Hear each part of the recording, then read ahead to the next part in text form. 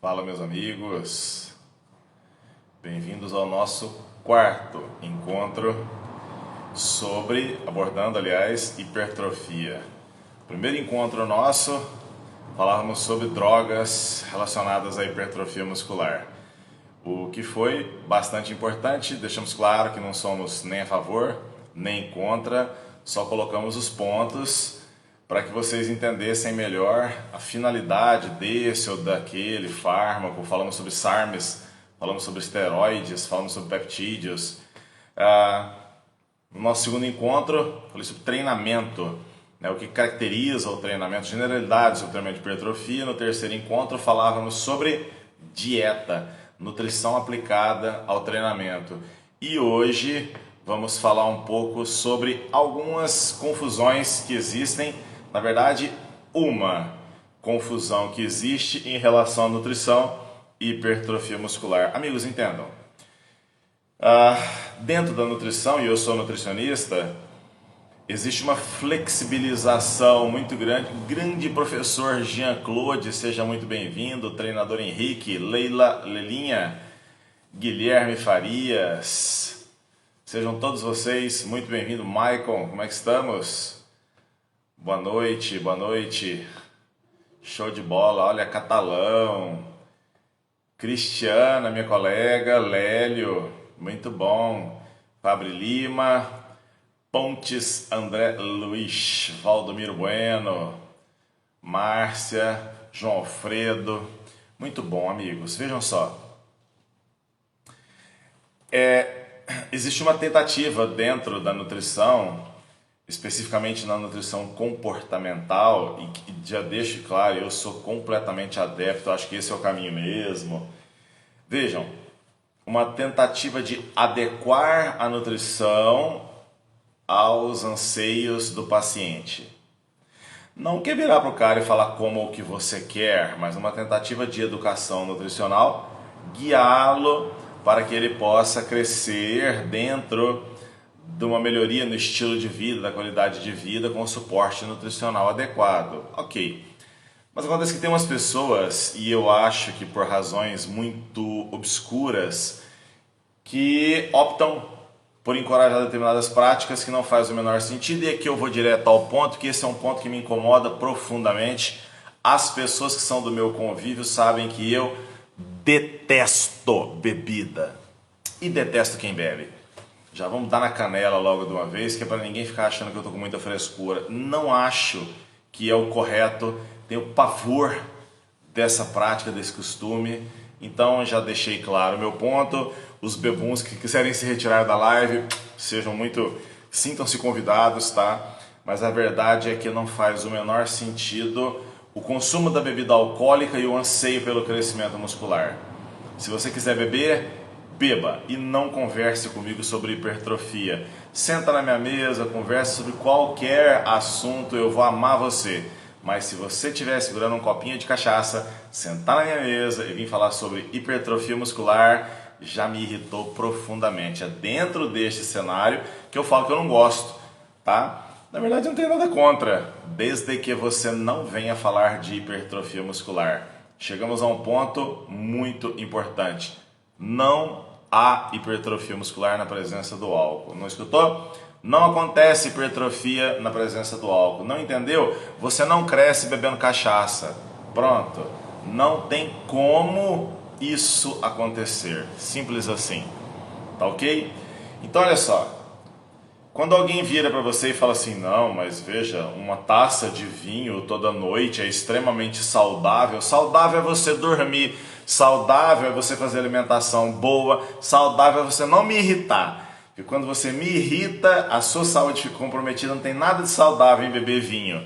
Não, Haddad, mas é porque o resveratrol tem na uva, chupa jabuticaba, mas sai pra lá com essa conversa de vinho, eu tenho uma preguiça. Quando o médico mequetrefe que formou na Unisquina vem com um papinho furado de que uma taça de uva ela melhora os seus níveis de colesterol. Não melhora, não melhora, não melhora. Eu tenho dados, eu não sou achista que participa de, como que chama esses negócios? Podcast, falando que viu nos artigos e na literatura. Eu não cito um, não, eu cito, sempre eu mostro os artigos. Então, deixa eu explicar uma coisa para vocês. Não há, nessa dimensão aqui que me colocaram, talvez numa outra dimensão, mas nessa aqui que eu estou, não há nenhuma justificativa para que você consuma álcool a não ser a sua recreação. Quer beber para se divertir? Então, para isso aí faz sentido. Na tua cabeça, na minha não faz. Se você precisa de cachaça para se divertir, tá tudo errado. Eu preciso de um par de dumbbells e eu preciso da presença de Deus na minha vida, eu já estou divertidão já. Mas se faz parte da sua diversão, beber, beba para ser feliz, para ser alegre, para ser doidão, para ser qualquer coisa. Agora, se você falar para mim que está bebendo, seu pilantra, para melhorar o seu colesterol, pelo amor de Deus, mas faz bem para o coração. Faz bem para o coração é beijar na boca, falar de amor, estão em Chororó, Christian Ralph, essas coisas. Faz bem demais para o coração. Vinho não faz bem para o coração. Eu vi uns artigos, chupasse uva. Que você pega um paciente e um outro paciente e não pega um grupo controle, aí é covardia. Chupa uva vai dar certinho, chupa jabuticaba vai ficar bom pra caramba. Isso é por causa do resveratrol. Tem farmácia de manipulação ali também. Pode ir que vai dar certo. Agora, você falar pra mim que você quer beber porque vai fazer bem pro seu coração, você me coloca na condição.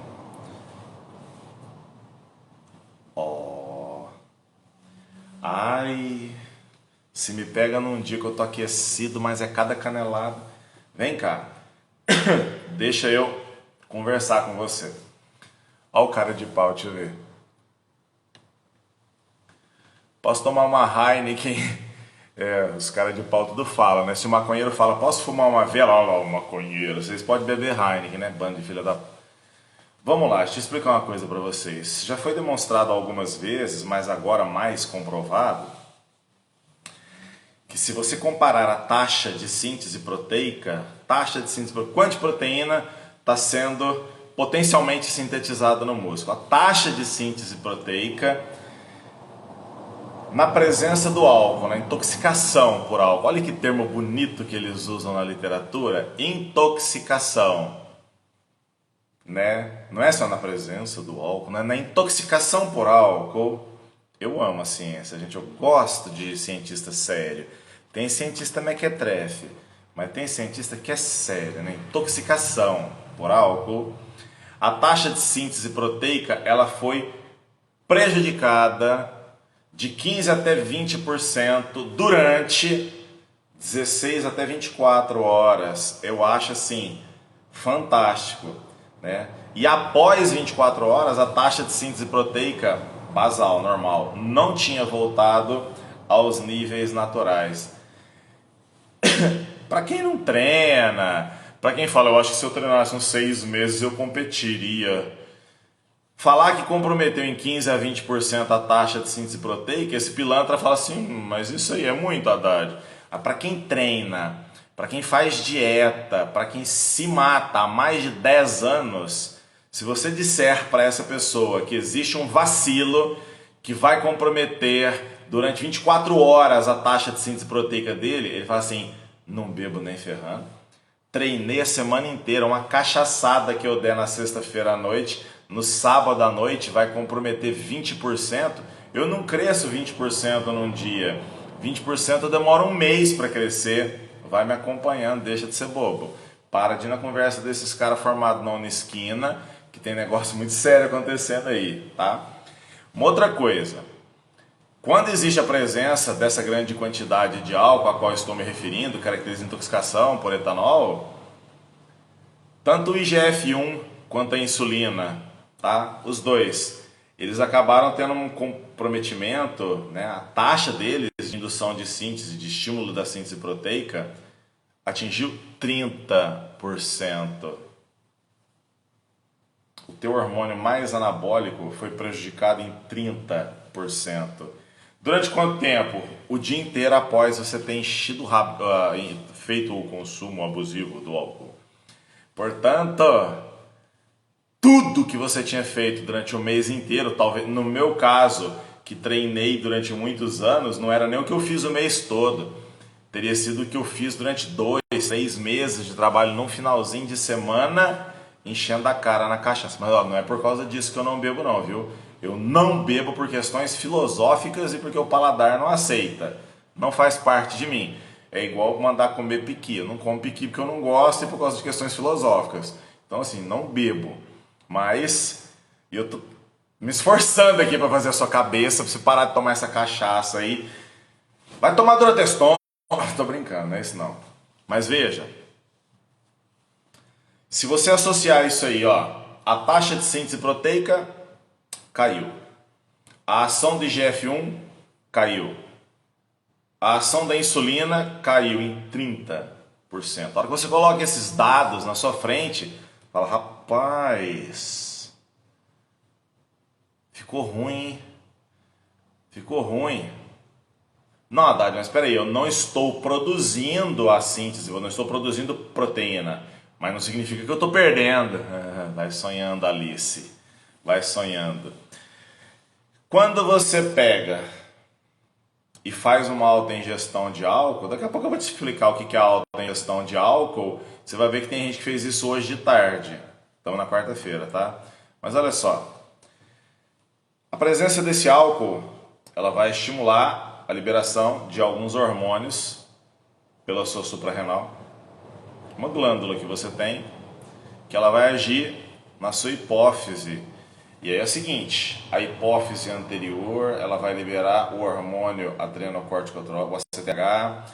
O ACTH começa a liberação de aldosterona, você começa a ficar retido, começa a liberação de glicocorticoides e vai começar a comprometer a metabolização hormonal sua.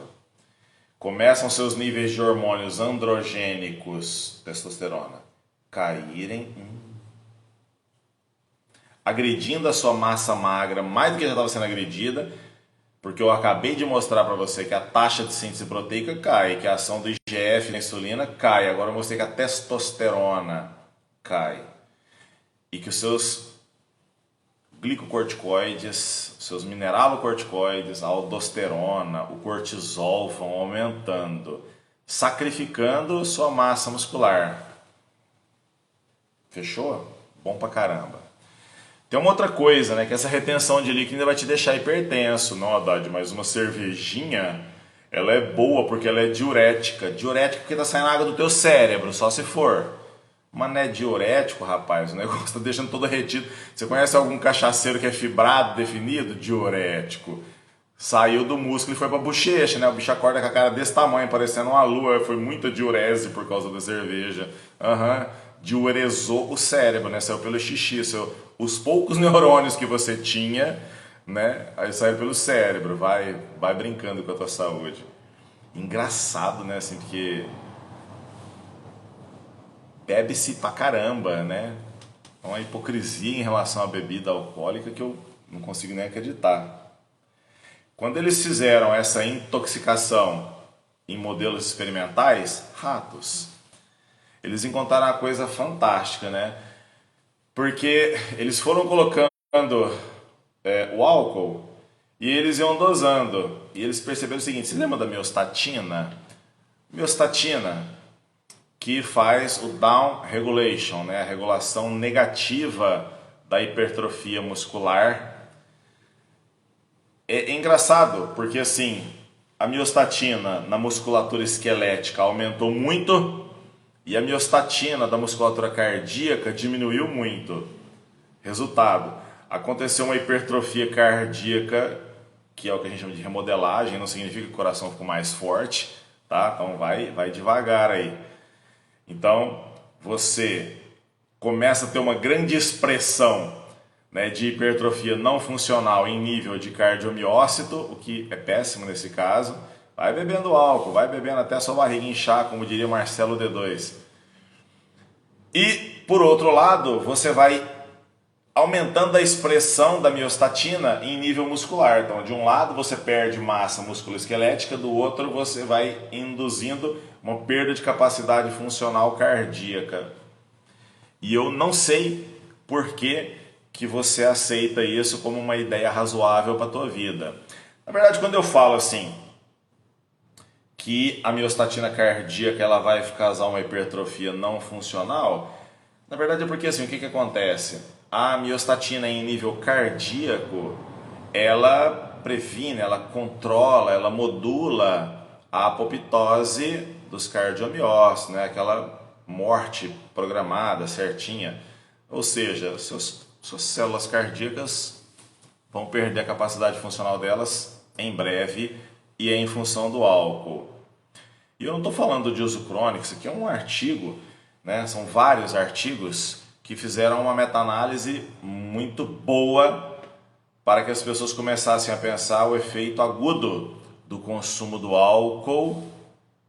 E pasme, né? Tem gente que vai lá e toma GH e bebe álcool. Tem pessoas que tomam bomba e tomam álcool. Aí você fala assim, mas querido, eu não estou te entendendo. Você pisa no acelerador e pisa no freio ao mesmo tempo. Afinal de contas, quando você pisa no acelerador e pisa no freio ao mesmo tempo, a única coisa que acontece é que o carro afoga. Não vai dar certo essa estratégia sua. E para que essa história de proteção cardíaca e tacinha de vinho. Primeiro que você não bebe uma taça de vinho, vamos falar a verdade, você bebe uma garrafa de vinho. Então já está tudo errado, né? Quando você pega, então, esse impacto do álcool na testosterona, de quanto nós estamos falando? Ó, querido, nós estamos falando de uma taxa que seria o máximo, o teto fisiológico, né? 1.050, né, nanogramas por decilitro, mas assim, sabendo que valores de 350 são super aceitáveis também e tá tudo tranquilo. Tem gente que engravida com muito menos que isso, tá? Você só precisa de um espermatozoide, então assim, não precisa tanta testosterona assim, não. E falar que ereção, libido depende da testosterona, quem dera fosse só isso, né? Depende de aspectos psicofísicos, depende de aspectos emocionais, depende de muita coisa, né? Então, vamos parar com essa história aí que tá usando testosterona para melhorar a libido, que isso aí é coisa de Mobral. Médico que prescreve testosterona para mulher para melhorar a libido faltou de todas as aulas do curso de medicina. Né? Se a mulher está com problema de libido, quem tinha que fazer tratamento era o homem. Aí sim daria certo, né? Dá um curso para esse homem virar um homem que aí a mulher não vai mais ter problema de libido.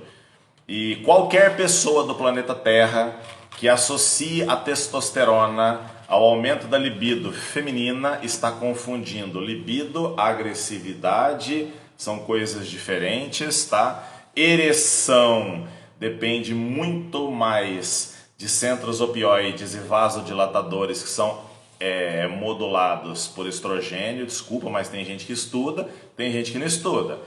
Então assim, aumento de agressividade, aumento de ímpeto, e isso é uma coisa. Aumento de libido em função exclusivamente da testosterona.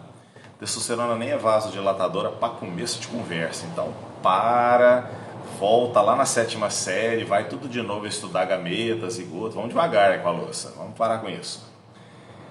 Mas vamos lá, altas doses de testosterona, altas doses de álcool, né, que a pessoa ingeriu, fez uma redução de 23% no total da testosterona. Pera aí, cara, 23%. E quanto disso representou na testosterona livre? Lembrem-se, testosterona está transitando ali no sangue, ligada a proteínas plasmáticas, as SHBGs, a albumina. 3% é que é a fração livre, ok? Mas então, desses 3% que é a fração livre, 23% de 3% foi comprometido. Aí você fala, cara, já era 3%, já caiu para 2,75% e cada vez piorando, e cada vez piorando, e cada vez piorando. Vocês estão percebendo que você teve comprometimento na resposta insulínica, comprometimento na resposta do IGF-1, comprometimento da aldosterona, comprometimento do cortisol, comprometimento da miostatina e ainda queda de testosterona. Não ficou bom não, viu? Não ficou bom não. Mas se fazer a sua cabeça bebendo álcool é mais importante do que todo o esforço que a religião do trabalho da hipertrofia impõe a você, seja feliz. Mas assim, ó, seja feliz de verdade. Pegue essa tua cachaça, bebe à vontade, chega na academia mole, flácido, sem massa muscular, com um barbante no meio das pernas, eu não tô nem aí para isso. Só não vira pro meu colega de trabalho, o personal trainer, e fala, mas não tô tendo resultado. Mas você não produz resultado. E ninguém está apostando em você quanto produtor de resultados. É preciso que você saiba disso. Você não produz resultados, porque não existe resultado na presença de álcool. Tem que tomar muita coisa para você conseguir resultado na presença de álcool. Ponto. Dando continuidade, tem uma coisa que as pessoas precisam entender para que faça sentido o que nós estamos discutindo. Quanto que é muito álcool, né? Porque, ó, Haddad, eu tomo 3 latinhas, eu tomo 2 taças de vinho, não, eu bebo só uns 2 copos de uísque e tá bom demais. Tá, eu não bebo. Então, qualquer coisa que você falar para mim, bebeu pra caramba, pelo bafo que eu tô sentindo e pelo azedo que você chegou aqui no estúdio de manhã, né? Já bebeu pra caramba, mas vamos entender isso. A literatura fala, gente, que 1,5, 1,75 grama de álcool por quilo de peso é muito. Já é o suficiente para ser considerado dose alta. 1,5. Vamos imaginar que o seu aluno ele pesa 80 quilos, certo? Se você pega 1,5 e bota o cara com 80 quilos, uma coisa que você precisa entender é assim, ó. Vamos converter primeiro, né? Porque é dado em grama, né? É 1,5, é 1,5 grama, né? De álcool. Mas você bebe ml de álcool. Então presta atenção nisso.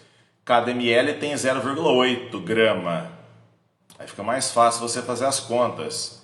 Porque se você tem uma pessoa aí de 80 quilos, né? Vai dar 120 gramas, que daria 150 ml. 150 ml seria uma quantidade elevada na corrente sanguínea. Agora, peraí, alguém agora há pouco falou das Heineken, das cervejas. Eu não entendo muito bem, mas tem cerveja com mais álcool, com menos álcool, enfim. E eu até fiz uma brincadeira esse fim de semana, falei, mas quanto de álcool, né? Cerveja preta, cerveja não sei o que, tá, 5% de álcool. Se você pega uma latinha de 350 ml e tem 5% de álcool, numa latinha você ingeriu 17, 18, né, gramas. E eu falei que 120 gramas, que é o que estaria em 150 ml, 120 gramas para uma pessoa de 80 quilos, 120 gramas é um tanto que já é considerado alta dose. Numa latinha ele já mandou 18. Se o cara tomar 6 latinhas, né, já chegou 6 latas e meia, mais ou menos, já chegou no que é considerado doses altas de álcool para todos os efeitos que a literatura aponta. Não é muito difícil encontrar quem bebe 6 latas não, viu? Não é muito difícil. Não, Haddad, eu estou de dieta, então assim, como a cerveja ela me incha muito, eu vou beber whisky, eu vou beber vinho. Vinho, 12%.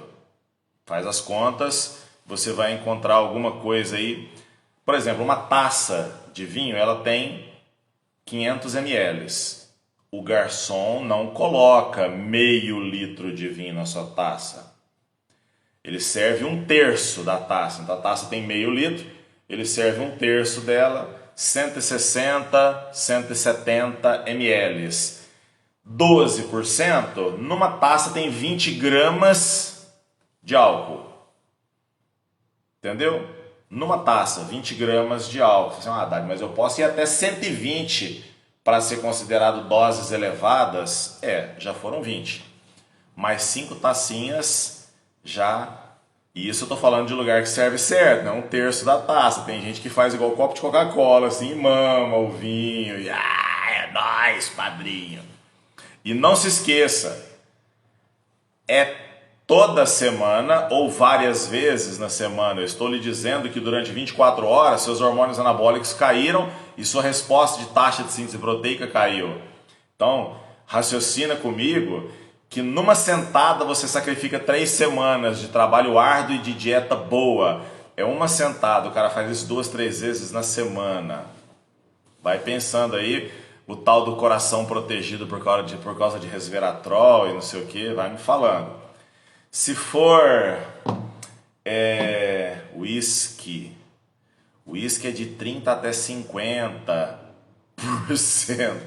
Aí você me fala, né, assim...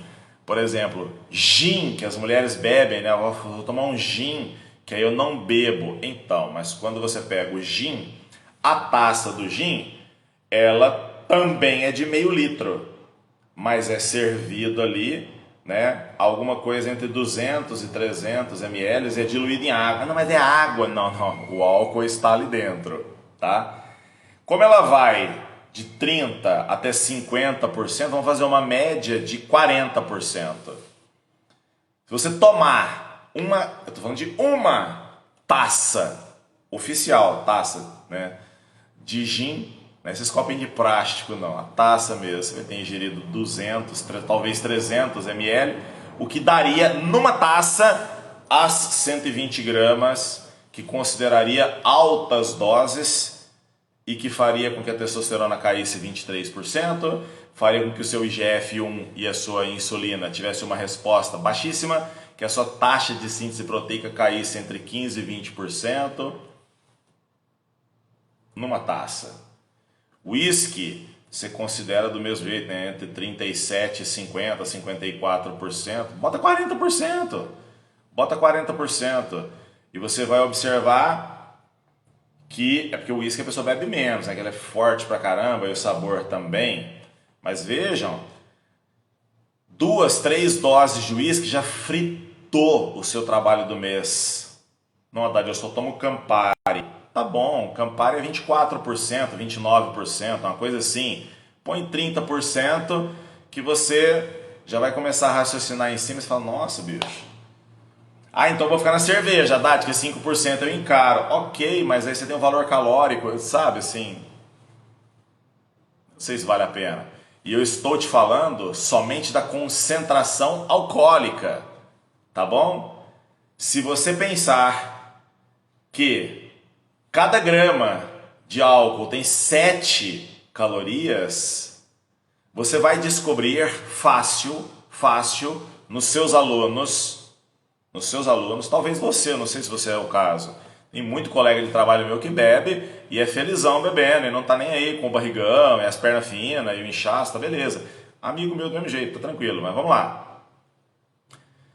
Muitos dos teus alunos batem as calorias do dia só na cachaça que ele bebe de noite. Você fala assim, mas você não precisava ter comido nada durante o dia.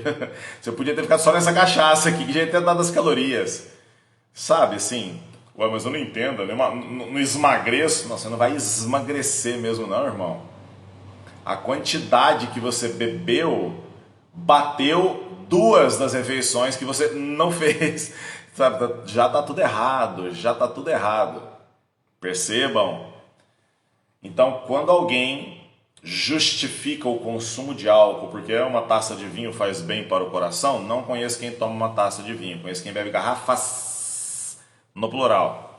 Haddad, mas é uma vez só por semana. Estou te falando que o efeito agudo de inibição da síntese proteica foi de 24 horas. Então assim, você já perdeu foi 2 dias só ali.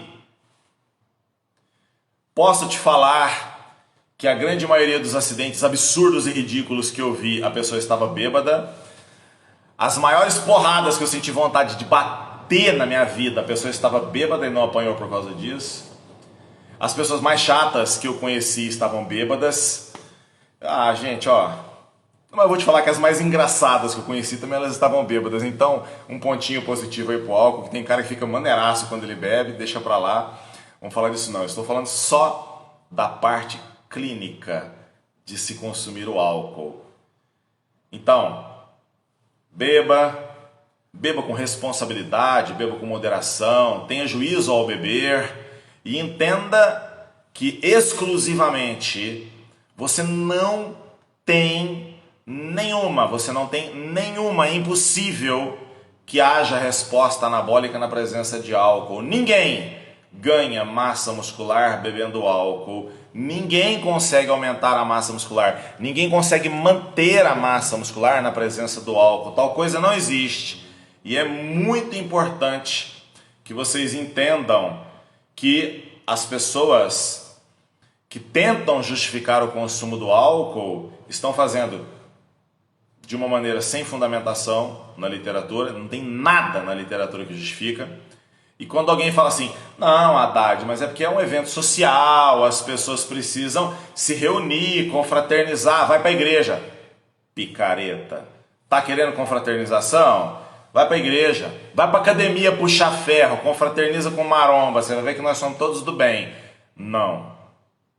Mas isso é uma posição minha. Eu sei que eu sou linha dura e muito chato com a bebida. Mas entendam, não faz sentido o consumo do álcool associado à hipertrofia muscular. Esse aqui é o cerne da nossa live. A minha opinião pessoal não faz a menor diferença aqui. As minhas crenças, a minha filosofia de vida não faz a menor diferença. O que de fato importa são os dados que eu trago para vocês, que são dados que já têm anos de trabalhos concretos publicados, mostrando respostas hormonais comprometidas.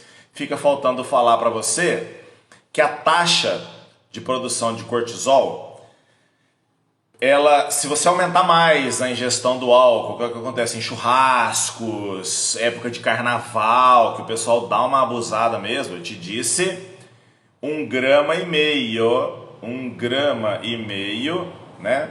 Mas se a pessoa chegar até 1,75, que é chapar de verdade, né? Colocar ali 300 ml de álcool fácil, 300 gramas de álcool fácil, né, para dentro da circulação, mas é muita bebida.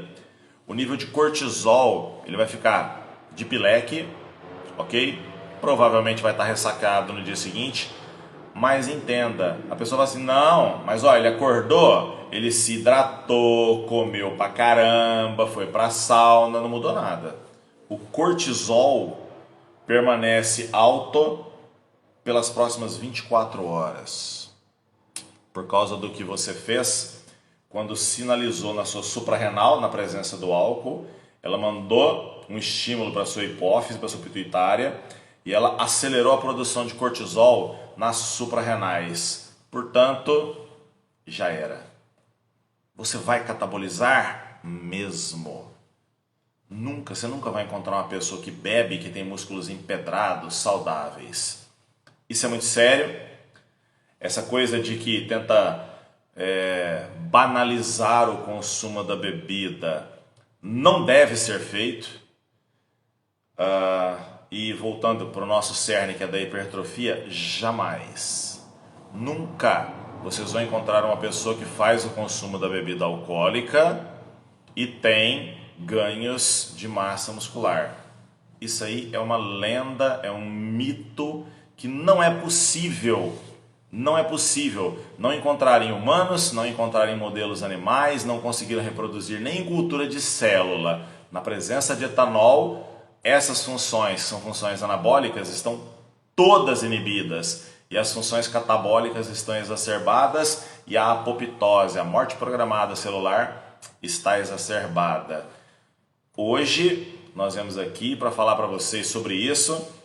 Esse é o nosso quarto encontro. Primeiro encontro, falamos sobre drogas, falamos sobre esteroides, SARMs, peptídeos. Nosso segundo encontro, falamos sobre o treino. Terceiro encontro da semana passada, falamos sobre o rango, a dieta hipertrófica, a nutrição voltada para a hipertrofia, macronutrientes e micronutrientes. hoje o impacto agudo do álcool dentro do processo. Amanhã estarei com vocês de novo.